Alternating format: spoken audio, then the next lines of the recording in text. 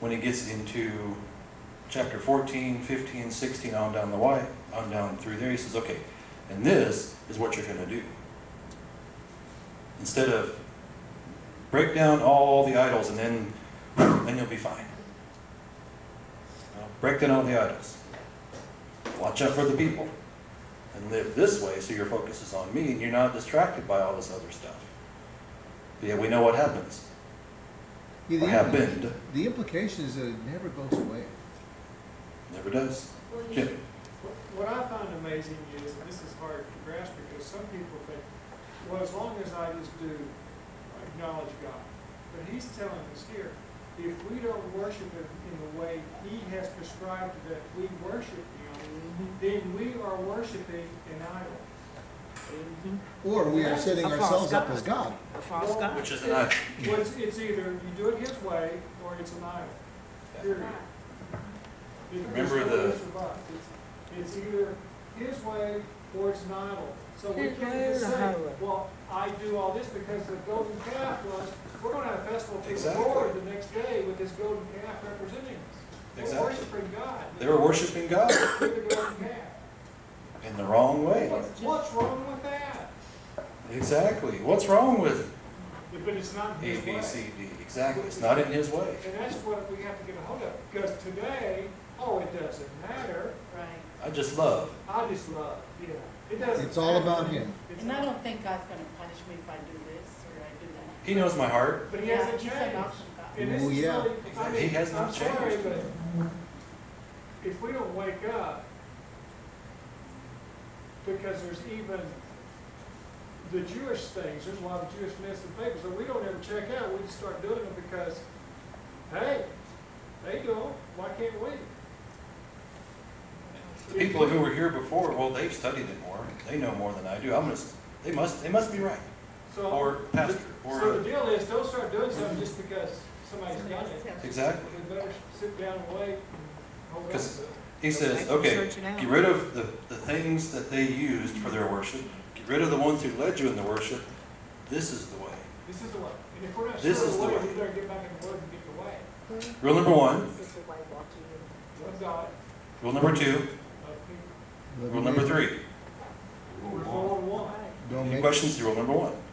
Okay, Okay, so we're real quick. If we're worshiping God not in a way that he wants us to, that becomes an idol. Question to everybody here, how, as this group here, are we doing? What? How are we not worshiping God in the fullness of the way that he'd like us to? As this group, how are we doing? I mean, where are we How are we falling doing down? individually? Yeah, individually, sure. How am I worshiping an idol individually? You guys. So we can get this as a theological thought, okay, this is what we're going to do, but let's talk about the nitty-gritty, like what's going on in our lives? How do we identify this and address it? Instead of just saying go home and think about it, like, let's talk about it. Yeah, well, for me personally, one of the things I think is I think that, okay, I've come to the Torah and I'm focusing on the Torah and I've got this, and traditionally coming out of the church, they've taught us that the law's done away with. We don't need the Old Testament. And I think what happens with me is that I swing back to the other direction, and I think that if I can just focus on doing certain things here, that if I neglect things that Paul was saying, if I neglect, because there's so many more commandments in the New Testament, if I neglect those things, not so much a big deal. So I think I diminish the New Testament a lot, personally. So I think that's kind of. What about you guys?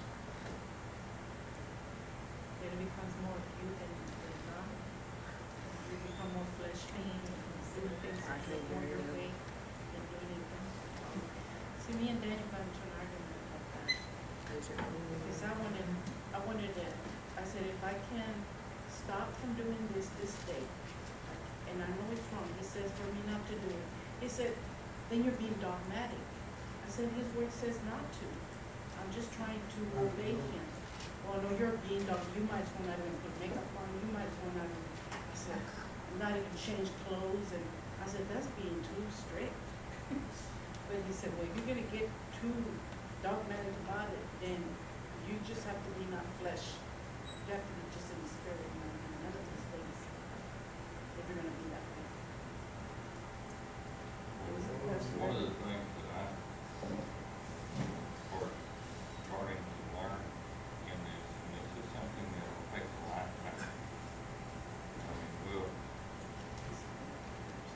we can study and our environment, what we do in life, all help to teach us more and more.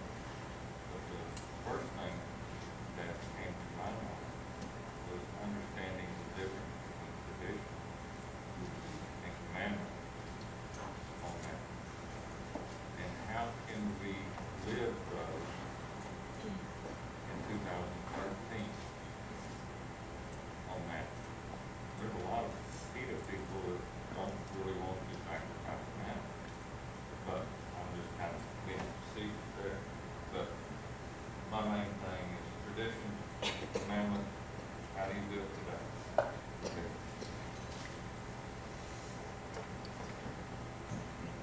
Traditions are not commandments.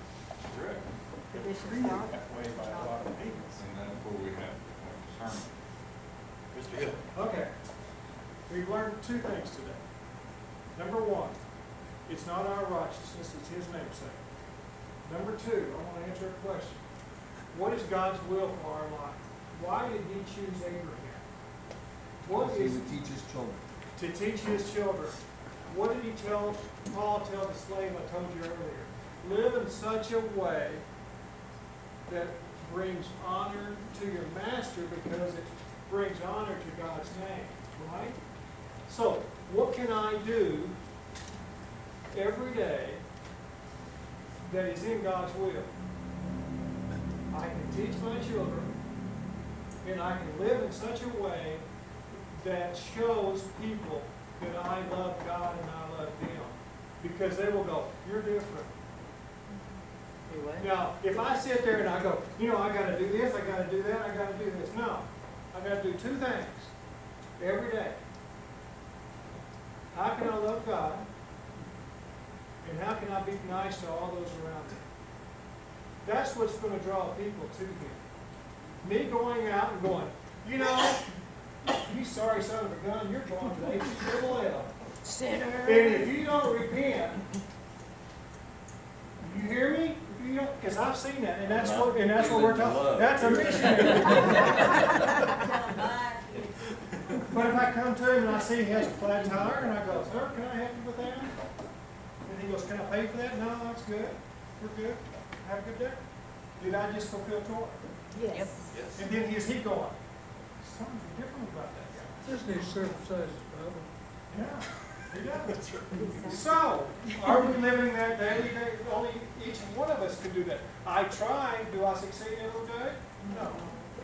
But I try. That's right. But I can also remember, he's not bringing me home because of my righteousness. Thank goodness, because I would never get there. And this is where you can look all through the Torah, it doesn't say anything about fixing a flat tire. Exactly. But it says, if you see your brother's Right. donkey Right. falling by the road, Right. So we don't need to beat ourselves up Back every day. today, today. right? It's his righteousness. Live in such a way, if I owe somebody some money, I pay him right then and there if I can. If I see my neighbor hurt, I help them. My children are disobeying, I try to bring them back. That's his will. And you can, and I don't have to pray about it, or seek God. He tells me right here, teach my children to live in such a way. And the second part of what you said about your master has to do with the closest I can come to, also is at work. Because he's put you under authority. He's put everybody under some kind of authority. Right. And to test us. Also, and so you are also that person's servant in a way. And so being obedient and serving them as you would serve God. And the biggest complaint I hear about from employers is this: man, I can't find anybody that thinks outside the box. I gotta tell them and tell them and tell them. If I'm working for an employer, as a good employee, he shouldn't have to tell me what to do. I should be going, man, I gotta do this, I see that needs to be done, I go do it. And I go, well, you know, that's beneath my pay grade, That's not my job. that's not my job. No, I see that every day. I see that every day. And then those that do that, they're like, there's something wrong with that guy, I like him. You know, they respect you, they They- don't even compliment you. They just don't ask you out on Friday night for beer. Exactly. Yeah, or more. But they do ask you to pray for them when they pray. Yeah. They don't even bring prayer in their job. Yeah. I'm sorry, I'm on the hot. No, that's all right. That's what we're here for. Rule 1, rule 2. That's the key. Rule 1, rule 2. Like Jim said, from today, what are you going to take away from this? We're all going to take a little something different because we're all in a little bit different place with a little bit different struggles, a little bit different situations that we're in. But the theme is consistent for everybody.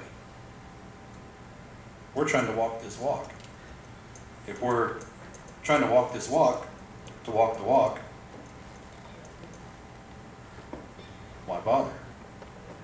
If we're walking the walk because we love the Father,